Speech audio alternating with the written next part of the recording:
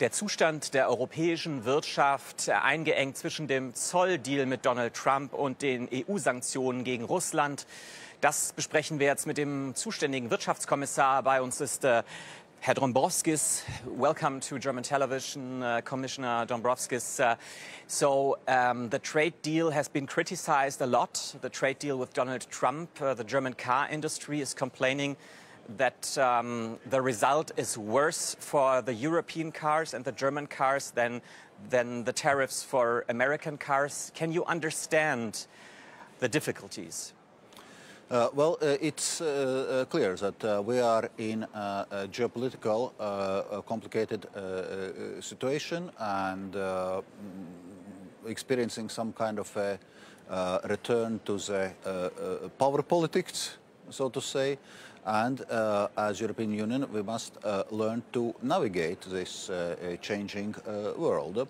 So if we discuss specifically EU-US trade deal, well, obviously we have to admit it's an asymmetric deal. We also must remember what was a counterfactual, which was a trade war with the US, and actually many EU member states were insisting very much that we need to have some kind of agreement with US, and we have this deal which at least provides for more stability and predictability. Also, in terms of the conditions of the deal, it's, I would say, one of the best deals which had been reached recently with President Trump administration. If we discuss specifically car industry, so previously Trump administration was putting 27.5% tariffs on EU cars. Now with this trade deal, retroactively 15% tariffs are being applied. Of course, it's still 15% tariff, but if you also look at also other major economies are paying tariffs on their exports to US, we are kind of preserving the EU's competitive position here. But the conditions are better for the American cars after the trade deal with Trump, and the German car industry is suffering a lot. So is there any hope for them that the conditions might get better, or is this the best deal that was possible? Well, we are obviously continuing also sectoral discussions with US, including on cars. But so the immediate effect of this deal is that tariffs, which were 27.5% on cars, are now going down to 15%. So that's the immediate effect. So you are talking about the effects, but there are no more condition or no better conditions in the future that you can promise. This is it. Well, we obviously will, as I said, will continue to sectoral negotiations, and we will seek obviously improvements, but we also obviously see also what kind of deals other countries are getting, and this general developments in trade policy where we see tendency towards more trade barriers being erected. So let's have a look at the other parts that are bad for the European economy, and many companies are complaining about certain elements of the Green Deal. There's the topic of bureaucracy. There's also the topic of the supply chain directive. Do you expect also with regarding the end of the combustion engine, do you expect the Commission and Ms. von der Leyen to be a little less strict with these rules? First of all, we had been very clear from Commission side that we stick with the main goals of European Green Deal, including the 55% emission reduction target by 2030 and also reaching climate neutrality by 2050.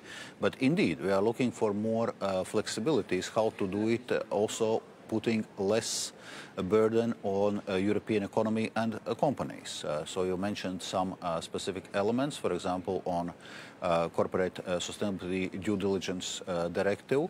This was part of our first omnibus proposal for simplification. So we proposed to simplify the requirements of CSDDD very substantially in our proposal, and also in other areas, including Corporate Sustainability Reporting Directive, taxonomy, also carbon border adjustment mechanism.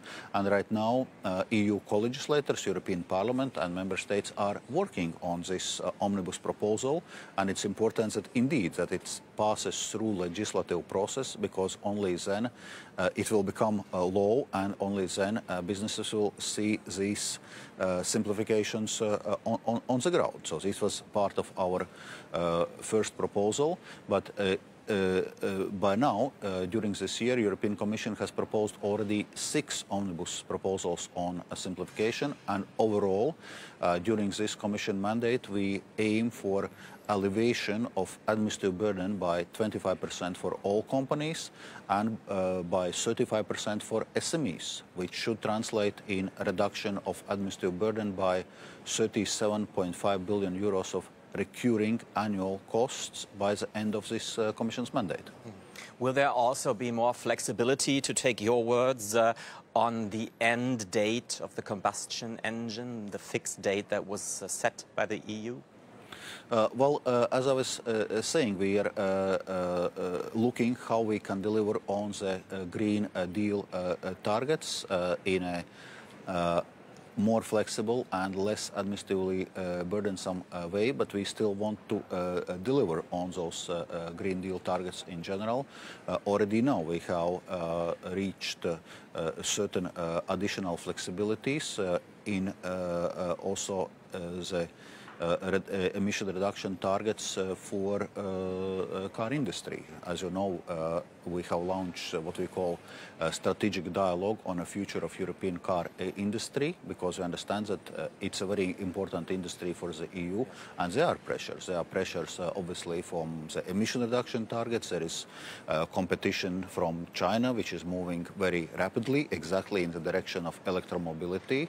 And as you know, we had put also some tariffs against Chinese electrical vehicles in the EU market, but we need to see how the European auto industry is navigating this period. So can you tell us anything maybe shortly about lower the energy prices, lower the costs for the companies in Europe?